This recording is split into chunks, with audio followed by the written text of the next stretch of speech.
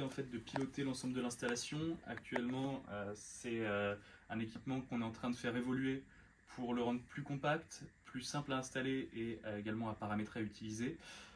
Pour l'instant, donc, on va avoir un moniteur qui est distinct du boîtier principal. Ce moniteur permet de restituer un ensemble d'informations graphiques aux utilisateurs, c'est toutes les informations clés. Ensuite, on peut rentrer de manière un peu plus profonde dans le paramétrage pour avoir accès à d'autres données plus précises si l'utilisateur le désire. Donc cet équipement-là, il va avoir la possibilité de communiquer avec l'extérieur et piloter les équipements extérieurs de différentes manières. On va avoir une communication par le biais d'un langage en fait numérique qui s'appelle le protocole CAN bus, qui va permettre par exemple ici de piloter des équipements comme, là on a des équipements de la gamme Victron, qui est un constructeur très réputé dans le domaine de l'autoproduction d'énergie.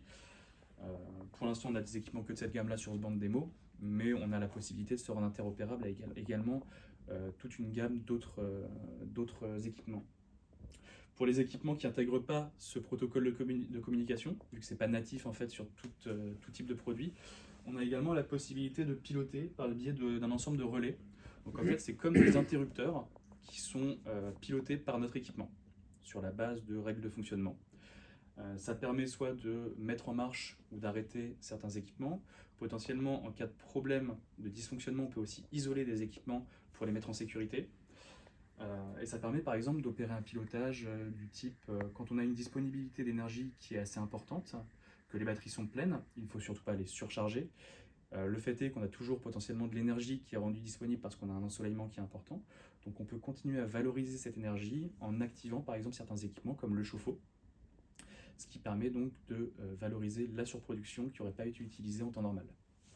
Donc c'est tout un ensemble de règles de fonctionnement qui permettent, comme je le disais tout à l'heure, d'optimiser, d'améliorer l'autonomie énergétique et de valoriser au mieux l'énergie qui est rendue disponible.